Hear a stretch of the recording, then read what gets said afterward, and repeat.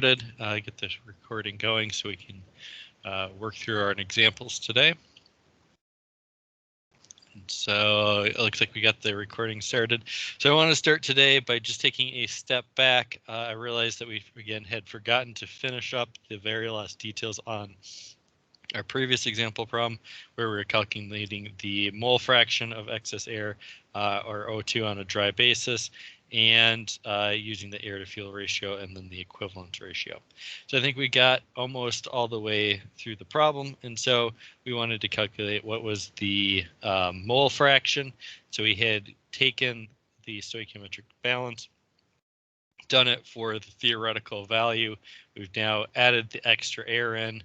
We did the stoichiometric balance here.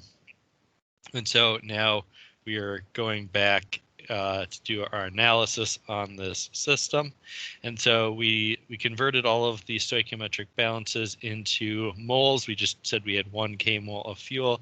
We then used the stoichiometric coefficients to figure out the mass of each of the components. We figured out our mass fractions on the products. And so that was where we ended class. And so now what we want to do is we want to go ahead and finish up and calculate what is the mole fraction on the dry basis for oxygen. And so in terms of what the definition is, well, mole fraction would be the number of moles of oxygen we have in the products. So note this would be our product value. And then we have to divide by the total number of moles that we had on the dry basis. And so we'd have the total number of moles of carbon dioxide. We would have the total number of moles of water, or no, not water, N2, nitrogen, plus then the total number of moles of O2. And so on the dry basis, there's no oxygen or no water. So I'll note that, and so no NH2O, because we removed that before we did the analysis. And so this would be what you do with an ORSAT gas analyzer.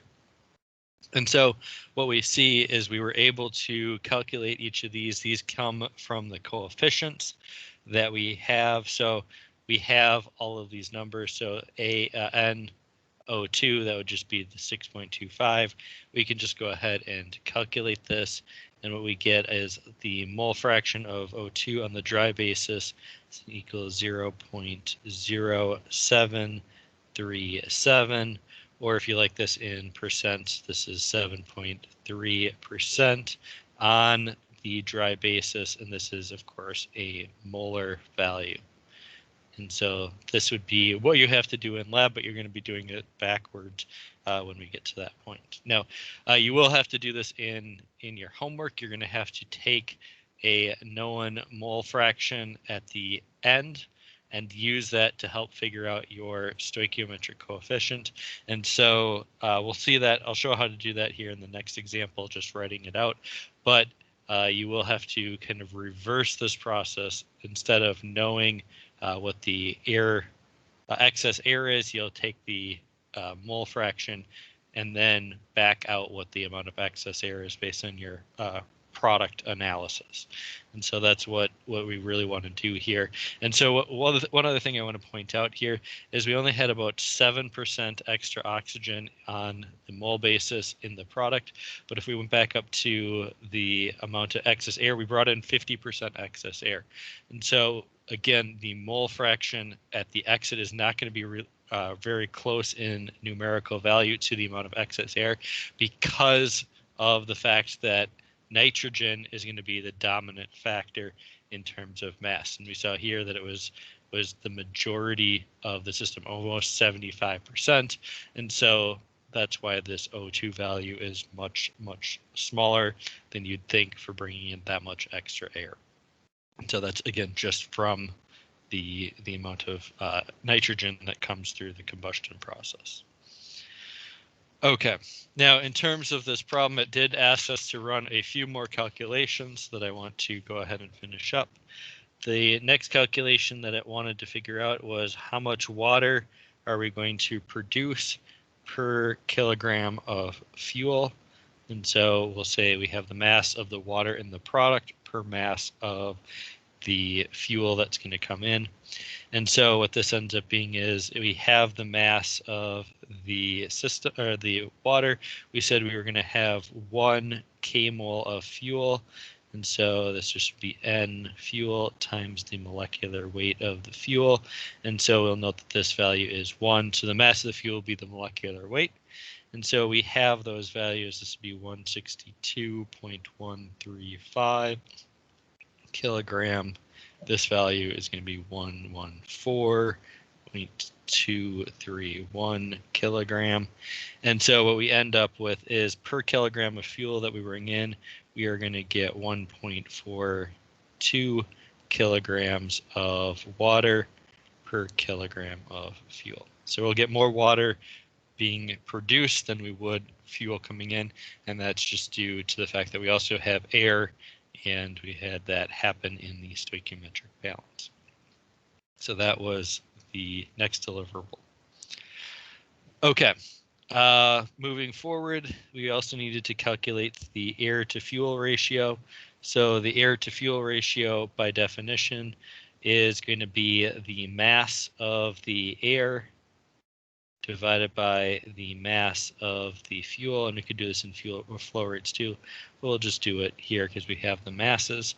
And so in terms of the base definition here, this would be, well, breaking it down, we could say this would be the number of moles that we have of O2 times the molecular weight of O2 plus the number of moles of nitrogen that we brought in plus the molecular weight of nitrogen. And so we'll do this again on this would be the reactant side, so coming in amount of oxygen, coming in amount of nitrogen. And then for the fuel, this again would be the number of moles of the fuel times the molecular weight of the fuel. And I do want to note that in this case, we could relate this back to the stoichiometric coefficients. So this would just be AX times the molecular weight of O2 plus the 3.76 molecular weight of the nitrogen divided by, because we were doing it per kmol of fuel, this just becomes divided by the molecular weight of the fuel. And so if we go ahead and calculate these numbers, since at this point we have all of the details, what we'll find is the air to fuel ratio will be 22.54, and the units on this will be a kilogram of air per kilogram of fuel. So we're going to be bringing in a lot more mass of air because we have to also account for nitrogen, which again is like 75% of air. And so that's why we have a much larger mass of air, because we need that much to get the correct oxygen level for our reaction. And so that we have the air to fuel ratio. This wouldn't be an unexpected value for that air to fuel ratio. And so again, this is the result that we would have for the case where we brought in extra air. Now, if we didn't bring in extra air, well, we would take a look at the air to fuel ratio. We could do this for the perfect stoichiometric balance. And for the perfect stoichiometric balance, we just remove the X, and the value we would get is 15.03, and that would be the kilogram air per kilogram fuel. And so we can see that with the extra air, we're bringing in essentially more mass with that, and so that would change, of course, the air to fuel ratio. But we want to have more air to make sure that we do get complete combustion. Now, the last thing that we were going to do on this problem was calculate the equivalence ratio. Now, the equivalence ratio, by definition, was going to be related to the fuel to air mixture over the fuel to air of the stoichiometric value. And so this is, again, used to help determine whether or not we're running lean or rich. Basically, it's going to be related to our air to fuel ratios, but it's presented kind of in the inverse way. And so if we recall the fuel to air ratio, this would just be the opposite of what we just did. This would be the mass of the fuel divided by the mass of the air. And so just be related to the inverse of what we just did. And so the air to fuel or fuel to air ratio in our case is going to be 0.04435. And this would be kilogram of fuel per kilogram of air. And we could repeat this if we wanted the stoichiometric, so the fuel to air on the stoichiometric value. This would equal the 0.0665. And so once we are able to do these calculations, well, we can go ahead now and come back and calculate our equivalence ratio. And the equivalence ratio is going to be less than 1. It's going to be 0.667. And what this value tells us is that being less than 1, we are running with a lean mixture. And if we have a lean mixture, all that means is we brought in extra air, which we knew from the beginning. So the equivalence ratio is stressed in other problems sets, other textbooks, other combustion analysis sometimes really pushes the equivalence ratio. I will tell you our textbook pushes more along the air to fuel ratio and just using the percent theoretical air. But I do want you to recognize what the equivalence ratio is. It's just basically inverting our discussion. Rather than expecting to have a large air to fuel ratio, we're now going to talk about it in terms of whether or not it's going to be related to this phi value. If it's less than 1, that would be good because we're going to be bringing in extra air. And so, again, just seeing how the same information can be presented different ways based on some terminology is what this problem was supposed to show. Okay, so that was the problem again from last week that I forgot to finish up before. And so now I do want to go ahead and push on and talk about the example that we have for today. And that is going to be related to using the first law for reacting systems. And so we're going to be working an example from our textbook. It is going to be using essentially octane gas. So basically gasoline, we're going to be burning it. We're going to have extra air, and we want to figure out how much energy are we going to be able to release by burning this fuel. And so that's the purpose of today's apply the first law for a chemical reaction. And so, as we just mentioned, we are bringing in octane gas, which has the chemical structure of C8H18, and it's going to be burned with 80% extra air in a constant pressure burner. So constant pressure is going to help us. So it makes our life a little easier. We can just say, well, we can just focus on the temperature portion. We can assume our gases are all going to be ideal gases, and that makes the enthalpy lookups a little bit easier. So that will basically help us simplify the problem. Now, the air and the fuel are going to enter the burner at steady state, and we're going to mention that they are at standard conditions. Now, I'll tell what that means here in a second, but it's going to help us simplify the combustion analysis quite a bit, and most of our problem statements will say the inlet conditions will be at standard condition. Okay, so that is going to be on the reactant side. On the product side, we have the combustion leaving at 217 degrees Celsius. We are asked to calculate the heat transfer in kilojoules per kilogram of fuel during this combustion. So we are going to be trying to figure out what is the heat transfer rate out per unit of fuel that we put in. You'll note why we do the per unit fuel in the analysis coming up. So let's go ahead and get started by first writing down everything that we know about this system. And so starting with our knowns, I like to mention what the fuel structure is. So we'll just write, we have C8H18 in terms of our octane fuel. So that gives us what our fuel is. We know that it's going to be coming in with 80% excess air. So if we have 80% excess air, this goes to 180% theory. So that would be our theoretical air. And if we divide that by 100, we get the unknown stoichiometric coefficient, x. This is going to equal 1.8. And so we now have the coefficient we're going to need for our stoichiometric balance. Now, in addition to these known parameters, we're going to know two things. The first is that we're going to know the temperature of the product. The products are going to leave at 217 degrees Celsius. And then the other part of the problem comes back to this standard condition. The standard condition means that we are at the reference temperature coming in. And so the reference temperature for all of our table lookups is going to be 25 degrees Celsius.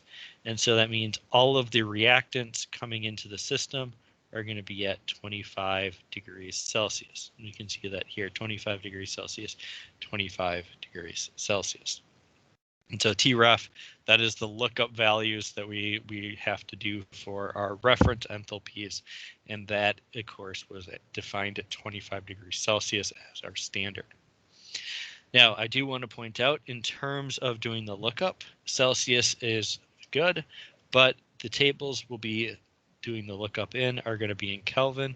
And so let's go ahead and convert these into the temperature in degrees Kelvin.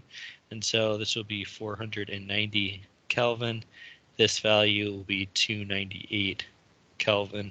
And we'll use those for our reference lookups when we get to that point. And so that's everything that we need to know. So let's go ahead and figure out what do we need to find. Now, in terms of the find, we're looking for the heat transfer in kilojoules per kilogram of fuel. And so we have the heat transfer. We'll note that it will be out. And we're going to divide this, of course, by the mass flow rate of the fuel to get the unit of a kilojoule per kilogram of fuel. So again, Q dot out divided by M dot fuel. That's what we're looking for. Now, to get to this point, we're going to have to make several assumptions. So in terms of what we have to assume, well, from the drawing, we see that we're going to have some flows in. So we're going to assume that this is going to be an open system. We're going to assume that it can operate at a steady state. We were also told that it could operate here at a steady state, so that works. We're going to assume all of the gases that we have in the system are going to behave as an ideal gas. Now, in terms of the ideal gas assumption, this will work. We can now use this to help look up all of the enthalpies for all of our individual components. And for our enthalpies, we're going to be using the variable specific heat model.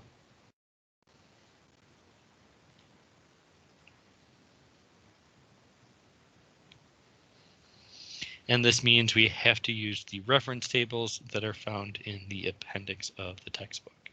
And so we have all of those values, and we should be able to pull that up. And so I have the reference tables in the back. So we have nitrogen. So all of these tables are going to be A18 through, I think, A24 in the lookup tables. So that's where we're going to be able to get those values. Okay, so that's going to take care of all of our base assumptions. Let's go ahead and get into the analysis. Now, in terms of the analysis, whenever we begin a combustion problem, we are going to start with our stoichiometric balance. And we're going to do this for no excess air. So we're going to let that X value equal 1. We're going to figure out what the coefficients are.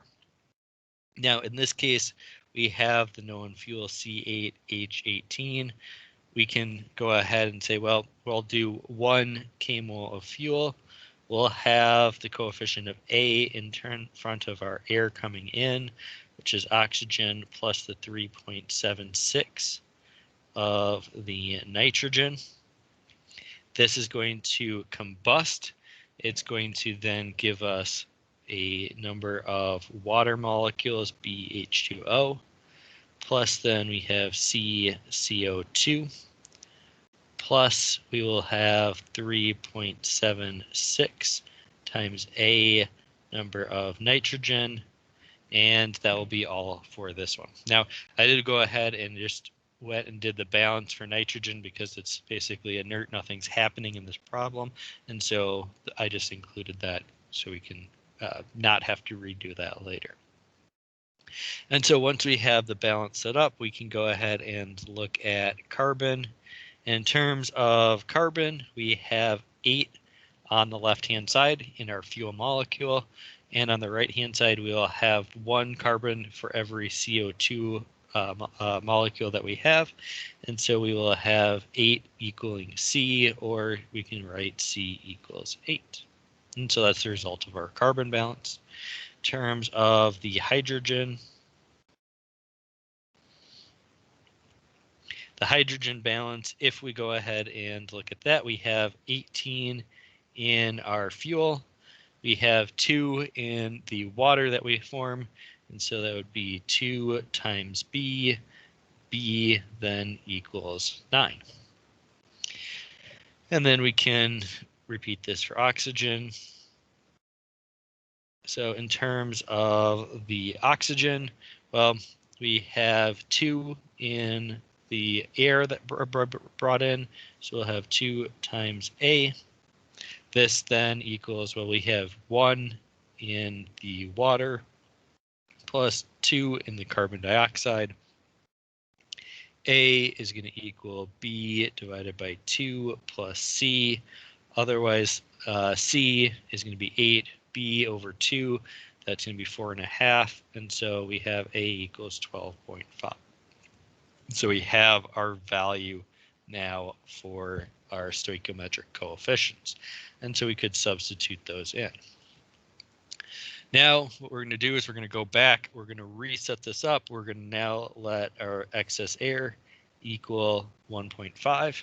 And so in this case, we know that the value of x is going to be 1.5. And so, actually, I think it's 1.8. Yeah, 1.8. For this problem, 1.5 was the last problem. So 1.8, we can now redo all of the calculations. And so setting up our stoichiometric balance using x equals 1.8, we'll have C8H18. Now we can add in, and I'll leave it in variable form right now, AX times O2 plus the 3.76 times N2. This is going to give us, still we'll have BH2O plus CCO2 plus, now we'll have the 3.76 times A times X now of nitrogen plus the last term AX minus 1 for the excess oxygen. Okay, and so at this point we were able to calculate A, we know X, so we can start filling in some values. This will be 22.5. B, we calculated this was 9. C, we calculated this value was 8. This value, when we combine everything together, should be 84.6. And this value over here should be, I think, 10 if I do all the calculations right. So at this point, we have everything done for the stoichiometric balance. Now, again, I do want to point out for doing the dry air analysis on the molar basis, remember the dry air basis would just be these components. And so again, if you wanted to do this calculation, figure out what would be the mole fraction of the oxygen in the products, should be N2 plus NO2 plus NCO2. And since we know all of those from the stoichiometric balance, this would end up being 0.0975 or 9.75%. So pretty small value given the fact that we had even 80% extra air. And so again, I like to point that out because you, again, will be using this method, again, like I mentioned before, to back solve on some of the homework problems. Now, to back solve on the homework problems, what you're going to do is instead of knowing X, you're going to use these values. So as we've written it out here, we can say YO2 is going to equal AX minus 1 divided by, now in the numerator, you'll still have, or denominator here, you'll have AX minus 1 plus, you'll have the 3.76 A times X plus you will have C for the CO2. And so on the homework, you will have this known. So you'll take the YO2, you now solve for your variable X, and then of course you could get your percent theoretical error from that value. So that's the process you're going to have to do. This is the equation that you're going to need on the homework, which is why I like to point it out again for stoic balances. That is the approach that you're going to do. So again, it's not always given that you know what X is. Sometimes you have to solve for it, and you have to solve for it based on the product analysis. So after combustion, figuring out how much oxygen you have, that will then let you figure out how much air you brought in. And so this portion here is on the homework. So that's not on this problem. Okay, so getting back to this problem in particular, what do we now need to do? We've done the stoic balance once, we've repeated it a second time, updated it for the amount of excess air we brought in. Now we can talk about energy. And so we are going to do the conservation of energy. And when we start this, we're going to start it on the molar basis, and we'll eventually convert it to the mass basis. But molar basis is going to be the key thing that we need to do. And so in terms of the analysis, we will say the change in energy with respect to time for our open system is going to go to 0 because we've assumed steady state. This is equal to the sum of all the heat transfer rates in minus the sum of all of the rate of works out. And so those are our standard terms. Now we have to include all of the flow rates. In this case, we're going to be doing it on the molar scale.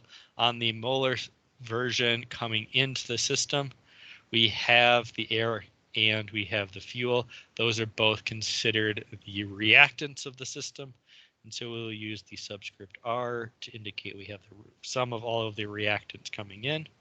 And then in terms of these values, we'll have the molar enthalpy at the state minus the molar enthalpy of the reference state, plus now the enthalpy of formation, plus we will have some kinetic energy, plus some potential energy, which we will neglect. And so we'll be able to get rid of those. And so we can say, okay, we'll have kinetic potential. Well, we could then do the same thing for now minus the products leaving the system. And so the products is everything after the combustion. And so we'll have the enthalpy at the exit state for the products. Then we have to subtract off the reference value. Then we have to add in the enthalpy of formation, all in molar terms. And then plus we have the kinetic energy plus the potential energy. And so we'll neglect those for right now. And so in terms of other assumptions that we're going to do, we're also going to assume that we have no work in or out of the system. This is just the combustion chamber. We are just getting heat out of the system in this case. And so we don't have any work that will help us simplify things down. Okay, now in terms of what we want to do next is we want to go ahead and rearrange and be able to solve. And I'm going to note that we have a minus q dot out in place of the sum of q dot in. And so if we take this, we move it to the other side, we will have the heat transfer rate out. This is going to equal now the sum of all of the reactants coming in. So n dot r. Now we have our three enthalpy terms, enthalpy of the state minus the enthalpy of the reference plus the enthalpy of formation minus now the sum of all of the flow rates on the products side, the enthalpy of the state minus the enthalpy of the reference plus the enthalpy of the formation. Okay. So that looks good. The amount of heat that we get out is just going to be related to the change in enthalpy between what comes in and what leaves. So that's kind of simply put how we are going to get heat out. So somewhat similar to what we've seen in previous thermos, but now we've had that chemical reaction. What comes in is not the same as what goes out. And so what we want to do is we said, well, let's take a look at what form we need to solve for. We want to solve for it on a per unit mass basis. Now, in terms of what we have right now, we have a per unit mole basis, and we said, well, let's solve for it per unit mole of fuel. That way we can eventually convert it to mass, but that can be a later step. Let's just try and move everything over and just divide this whole thing by n dot of the fuel. And so we'll see that this will come into play later. And so dividing this entire process now by the molar flow rate of fuel, we get the heat transfer rate out per mole flow rate of fuel. This is going to equal the sum of all of the reactant side flows divided by the molar flow rate of fuel. And then we have all of our enthalpies all over again. So enthalpy minus enthalpy of ref plus the enthalpy of formation. Now subtract off the sum of all the flow rates on the product side divided by the flow rate of the fuel. Then we have the enthalpy of the state minus the enthalpy of the reference point, plus then we have the enthalpy of formation. Okay, so now that we have it in a usable form, we have to further expand this. So this was the nice compact form of this equation, and it's going to get a lot longer. Now, why is it going to get longer? Well, on the side coming in, we have the sum of all the flow rates. And so in terms of the air coming in, we have oxygen, we have nitrogen, we have fuel. So we have three flows coming in. So this would be our fuel. We'll have O2 and N2. In terms of products leaving, we're going to have water, we're going to have CO2, carbon dioxide, and we're going to have some nitrogen, and we're going to have some oxygen. So you can see we have three reactants coming in, 4 products leaving. We have to expand this equation out to account for that. So let's go ahead and do that at this point. So writing out the full form of the equation, we have the heat transfer rate out divided by the molar flow rate of the fuel. Now, first thing that we consider is for the reactants, we have the sum of all of our flow rates. And so the first flow rate we'll consider is the mole flow rate of fuel divided by the mole flow rate of fuel times the enthalpy of the fuel at the state minus the enthalpy of the reference point. Plus now we have the enthalpy of formation, and we'll note that this is all done just for the fuel. So we have a bunch of lookups to do for fuel. Then the next thing we'll have is oxygen, and so we'll have our mole flow rate of oxygen, and we'll divide by the mole flow rate of fuel. And then we'll have the enthalpy of the oxygen at the state minus the enthalpy of the oxygen at the reference state, plus the enthalpy of formation for the oxygen, and we'll note that is for O2. And because we're not done yet with our reactants, we can now add in the molar flow rate of the nitrogen divided by the molar flow rate of the fuel. We then have the enthalpy of the fuel, or enthalpy of the nitrogen minus the enthalpy of the reference, plus then the enthalpy of formation for nitrogen. And so now that is the full form of all of the reactants coming in. Okay, deep breath, and now we can finish off the problem, and we can now do the same thing for the products. And so in terms of the products, we have the mole flow rate of the water that leaves the system divided by the mole flow rate of the fuel. We then have the enthalpy of the water minus the enthalpy of the water at the reference state plus the enthalpy of the formation of the water, and we'll note this is all for H2O. So we still have minus because the minus out front. next product we have leaving will be carbon dioxide, so mole flow rate of carbon dioxide divided by the mole flow rate of fuel times the enthalpy at the state minus the enthalpy of the reference state plus then the enthalpy of formation for carbon dioxide. Okay, and I ran out of room over here, so I'm going to come over here and continue. So minus, because we still have two more products to consider, minus the mole flow rate of N2. And we'll note, just to be safe, we'll note that this is product. We should add in that this is reactant, and this is on the reactant side because we have both oxygen and nitrogen in the product and the reactant. So we'll add those subscripts in. Then we have N dot fuel.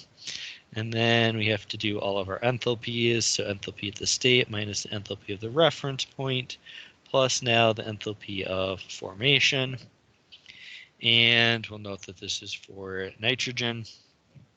And then last but not least, we have the molar flow rate of O2 in the products, not reactant. And we have to now divide by the flow rate of fuel times now the enthalpy of the state for oxygen minus the enthalpy of the reference point plus now the enthalpy of formation. And we can note that is all for O2. Okay, so now we can breathe a sigh of relief. We've finished writing out the equation.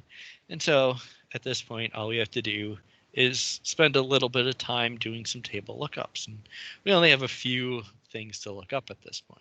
And so we said, okay, this is a lot, but it's still manageable because we're going to try and simplify this down.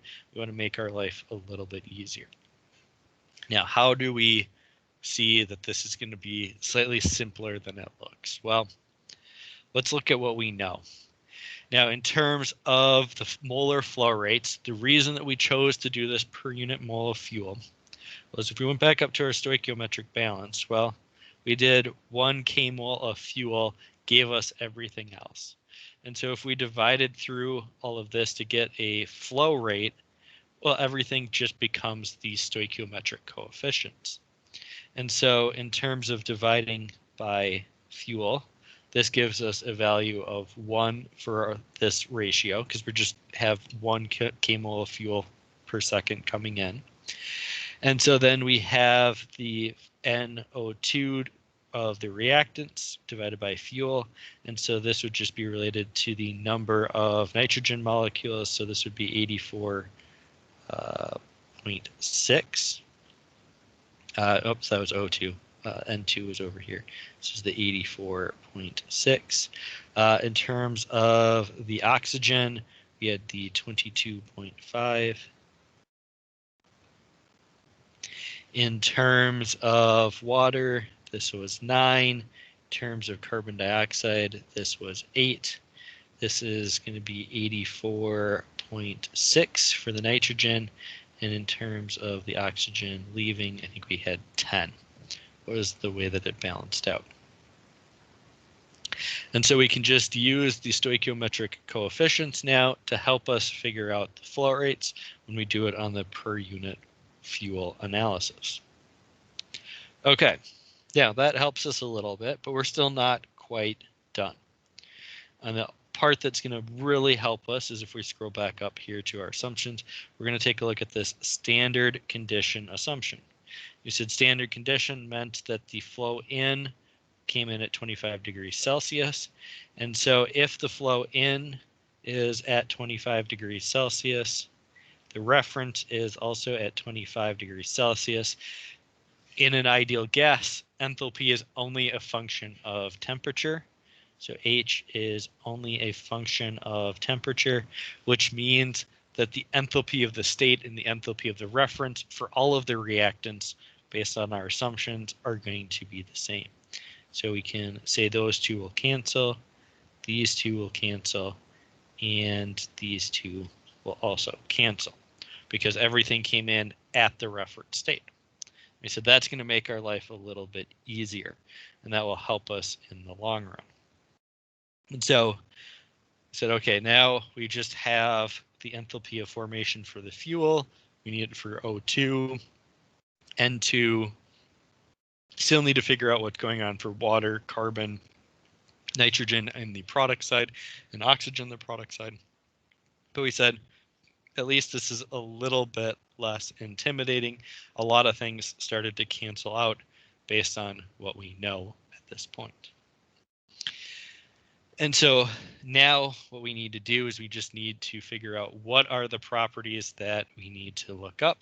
And so we have to do a table lookup. And so it's not going to be able to be avoided. We will have to use the back of the textbook. And so we're going to need to do quite a few lookups. So what I suggest doing is just creating a nice little table for yourself, giving yourself all of the values that you're going to need to look up. Now, from our lookups, we can see that we're going to need to get some enthalpy of formations.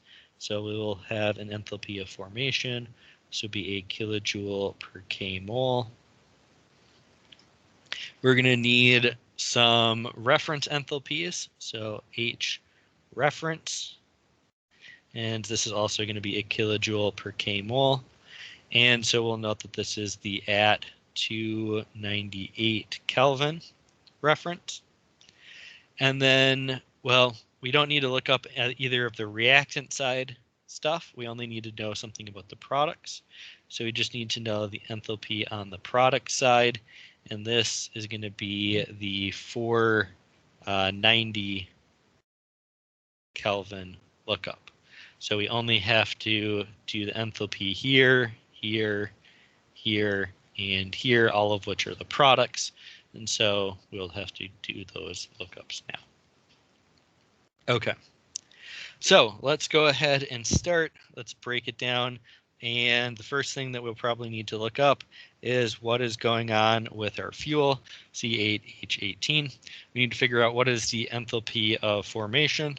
So we are going to go to the back of the textbook. Sorry for scrolling on you here. We're going to go to table A24 or 26, sorry, and A26. We have the enthalpy of formation. We're going to go scroll down to our octane fuel. We now have a choice of whether we have a gaseous or a liquid fuel. We were told that we sprayed the fuel into the air. It is now in the vapor form. And so we're going to look up the gaseous form. This is going to give us an enthalpy of formation of minus 208,450 kilojoules per k mole. So it's going to be minus 208,450 kilojoules per k mole. And so that's our first lookup. Second thing we're going to go ahead and do is go ahead and repeat this now for nitrogen. We then need it for oxygen, so nitrogen, oxygen, carbon dioxide, and then water. So I'll do water here first, H2O, and then lastly we will need carbon dioxide. So all of these values need to be looked up. And so if we go back to the reference table, well, we can get oxygen, pure molecule. That's not what we want. We want oxygen in the diatomic molecule in the gaseous form. Enthalpy of formation 0 for oxygen, 0 for nitrogen.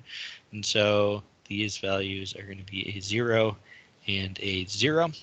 Now this is going to help us out because at this point, nitrogen and oxygen, we see that on the reactant side, these two will equal 0 completely because we have no enthalpy. Because there's no enthalpy of formation, there's no enthalpy change from the state, and so we have eliminated these from the equation entirely. So just say this went to 0, and so the only enthalpy that we have that we're bringing in is going to be the enthalpy of formation for the fuel.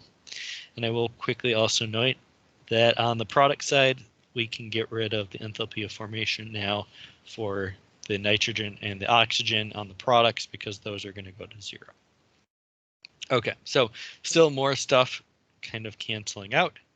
And so at this point we can look up the last things. We have the choice of water or water vapor. Now we're going to refer as the lower heating value, which is going to be the water in the vapor. Because at this temperature, we would expect the water to remain in the vapor state. And so we can say the water is going to have a minus 241 820 for the enthalpy of formation. And we're also going to be able to look up carbon dioxide. It's going to be 393520 for the enthalpy of formation. Okay, so there we go. We got the first part done. Now we just need to figure out what is the enthalpy of the reference and the enthalpy at the product state. And so at this point we said, well, we have a number of tables here. Let's go ahead and use them. So we're going to go back to A18, I think it was, for nitrogen. So let's just do that. So this should be air, and this should be nitrogen. So here we have our ideal gas quantities for nitrogen. We know we have the reference state is going to be 25 degrees Celsius, 298 Kelvin. And so we can just pull the molar enthalpy, 8,669. And so this would be 8,669 kilojoules per k-mole. And then we said that was the reference state. Now we just need the final state as well. So 2 lookups. And so we scroll down here to 490, and we have 14,285. So 14,285. And so we can look up this. And so that was the first table. If we scroll down to the next table, we have more nitrogen, then we have oxygen. We can repeat this for oxygen, we can complete it for water, we can complete it for CO2. I'm just going to go ahead and do that. So for our oxygen value, it will be 8,682 for the reference state. And for the final state, it'll be 14,460. For water, the reference state will be 9,904. The actual final state will be 16,477 kilojoule per k-mole. For carbon dioxide, this will be 9,364. So you'd be 1,7,232. And now the only thing we have to worry about is fuel. But at the reference state, well, we don't know anything about fuel. We don't have any fuel at the product state. So we don't really actually have to worry at all about figuring out what's going on with the enthalpies of fuel. We can just put dashes there because we don't need those. So now everything is complete. We just have to type this into our calculator and make sure that we get everything typed in correctly, and we should be good to go. And so if we go ahead and do this and we do it correctly, what we'll find is the heat transfer rate out divided by the molar flow rate of our fuel. Well, this is equal 4.4611 times 10 to the 6th kilojoule per k-mole of fuel. So a lot of energy released per kilomole of fuel. Now, if we remember back to the problem statement, we didn't want molar flow rate, we wanted the mass flow rate. And so we just now need to convert this from a mole flow rate to a mass flow rate. And so if we recall, the mass of any element, this would equal the number of moles that we had times the molecular weight. And so if we need to do this for the fuel, we can just add in some subscripts of the fuel. And if we have need of a mass flow rate, we could just use a mole flow rate. And so we just need the molecular weight of our fuel. And so if we go to the back of the textbook, and this I believe is in either table A2 or A3 in the textbook, you can find all of the molecular weights. You'll find the molecular weight for our fuel is 114.231 kilogram per k-mole. And so now to finish up the conversion, heat transfer rate out per unit mass flow rate of fuel. Well, we had Q dot out divided by the mole flow rate. And so we need the mole times the molecular weight. So this would be 1 over the molecular weight of the fuel. And so if we go ahead and adjust this, we have heat transfer out per kilogram of fuel, and this is going to equal 39053.3. This is going to be a kilojoule per kilogram. Okay, and so that gives us now the correct units for our heat transfer out. We've completed the problem. Now we did see that there's a lot of details that have to go into this. There are a lot of enthalpies now that we have to keep track of. There's going to be a lot of lookups. We do have to be very precise with our nomenclature as we set up our energy balances, so do be very careful as you work through this.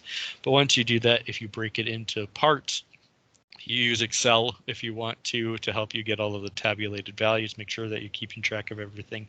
You're welcome to do that. But once you do that, you're able to figure out the heat transfer rate out per flow rate, then convert that to your mass flow rate, and you can get the total heat transfer out of the system. Okay, so that is where we're going to end today's lecture. We've worked the example of the first law. Tomorrow, we're going to be finishing up with one of the last topics we want to talk about. That is going to be the adiabatic flame temperature. So that's what we'll be covering tomorrow in lecture. Otherwise, that's the end of today. I hope you guys have a good rest of your evening, and I will see you tomorrow.